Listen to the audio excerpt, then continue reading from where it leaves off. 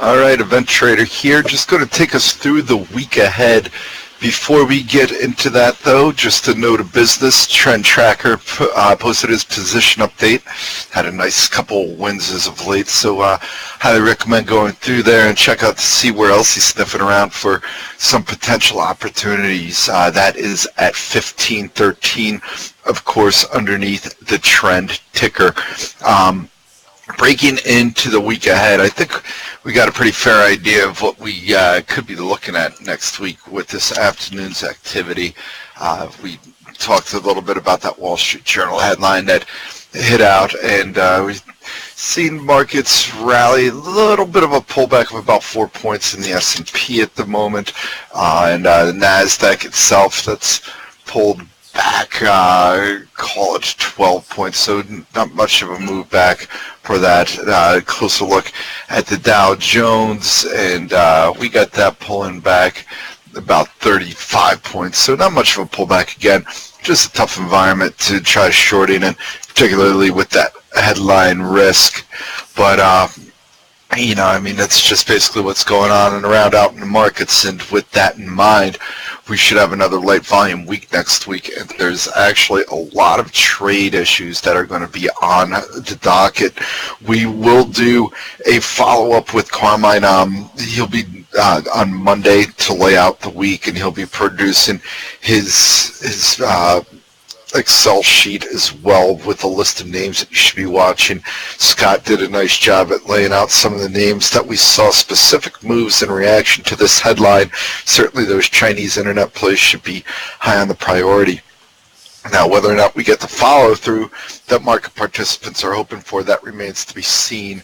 But you just have to remember that throughout the course of the week, we will be looking at the potential for a lot of headlines that could shake you out of one position or the other, a lot of speculative stories, and just want to keep that in mind. Taking a look around at some of the key items that we're going to have on focus.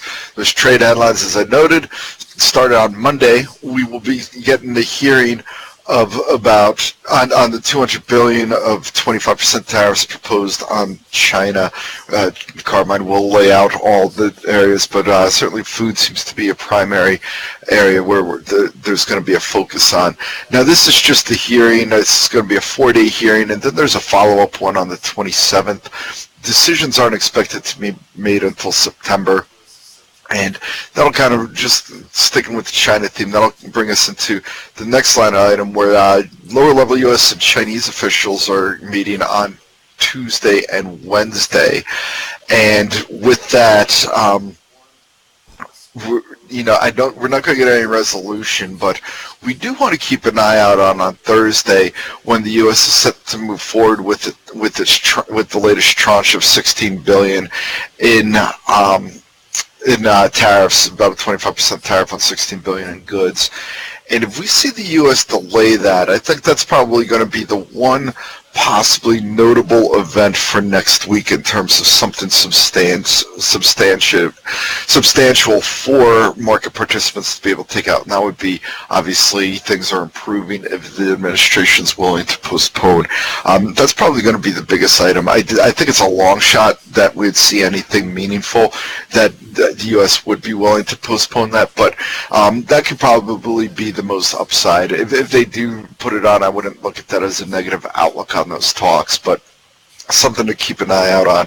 And then in the backdrop, we're also going to have on Monday the U.S. and EU first round of meetings. Again, first round of meetings, not looking for anything substantial to be achieved here, but it's something that we'll want to keep an eye out on for headlines. And then kind of as some, not necessarily background noise, but this is a long shot on anything getting done, but China and U.S. and Mexico NAFTA talks, they've been heating up, and there's some hopes that they could find some sort of resolution. There's been talks about the end of this month, beginning of September, so I just want to get that on your radar. Again, I wouldn't expect anything from out of that. Moving on next, we're looking at the Kansas City Fed's Jackson Hole Symposium. This year's symposium's titled Changing Market Structure Implications for Monetary Policy. So certainly pertinent for today's action as we're seeing a little bit of a global tightening around the markets. And we haven't gotten the schedule, but certainly the early star is going to be Fed Chair Jerome Powell speaking Friday morning at 10 a.m. That's going to be a must-see TV, and all eyes will be on the Fed Chair.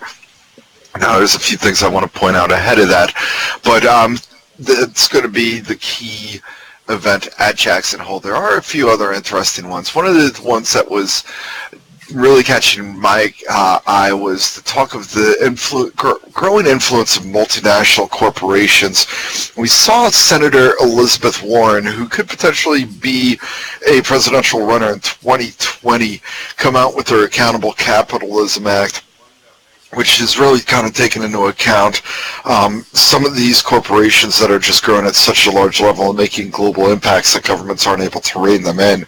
Certainly the Amazons of the world, the Facebooks of the world are clearly in focus. So I'm really curious to see what this paper is all about, what the Fed finding is. I think it's going to be a fascinating paper, and one that, as we're seeing weakness in these huge multinational tech firms, you know, such as the Amazons and Facebooks and Googles of the world. I'm real curious to see how they react. FANG's certainly been weaker, and I don't see this paper really doing anything to offset that weakness.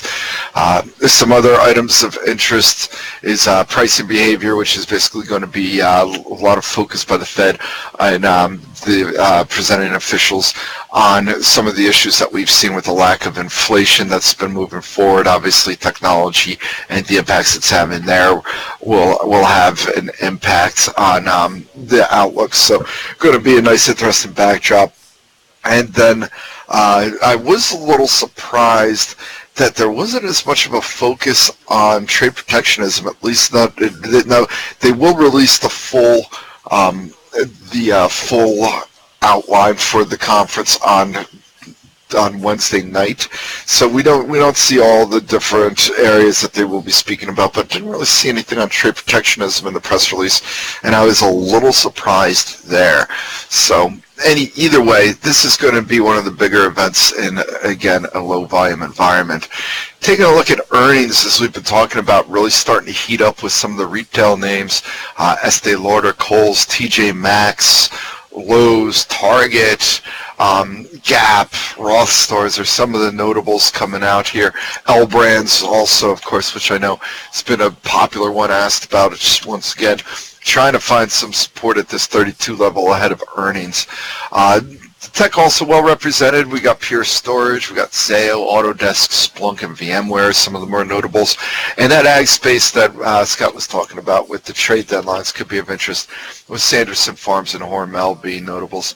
And then we got Baba out, which of course I got that position in, and the biggest Chinese name out there. So give us some real insight going into that. Taking a quick look at the macro that I've laid out, we've pretty much discussed all the items above. One thing that I really didn't touch upon too much, well, two things that we'll talk about here. One, Fed and ECB and RBA minutes are all going to be hitting the wires, so we'll get some pretty interesting monetary conversations going ahead of that Jackson Hole meeting, and you know, something to certainly keep an eye out on. I don't see anything really changing the narrative, but there's plenty of uncertainty around the ECB, so that's probably going to be the more interesting one at the moment. Housing data will also be in focus as we got the existing and new home sales due out, and that pretty much sums us up on the U.S. macro for the most part. We touched upon earnings. Additional items that I'd mentioned on the international macro front, Germany's Bundesbank report early on Monday. We'll also get the latest PPI figures out from there, and then German 10-year bond auction. We'll want to continue to keep an eye out on those levels. And the PMI numbers, the preliminary PMI numbers, start Wednesday night with Japan and move their way into Europe Thursday morning, and of course the U.S. So some important sentiment data there to also help us set up the end of the month going into that September time frame. So some pretty important news events. Not a lot, but definitely some notable ones, especially in that low volume one. So we'll continue to keep you up to date on this and provide any sort of insight that we're seeing, and naturally looking for as many trading opportunities as we can. As per usual, if anybody's got any questions on this, please let me know. But again, we will be doing a primer with Carmine to go through and do a little bit of a deeper dive into the trade headlines that we should be expecting and what kind of impact it could have on the markets. And certainly in the lower volume environment, it's going to really be a key level of volatility for us to follow.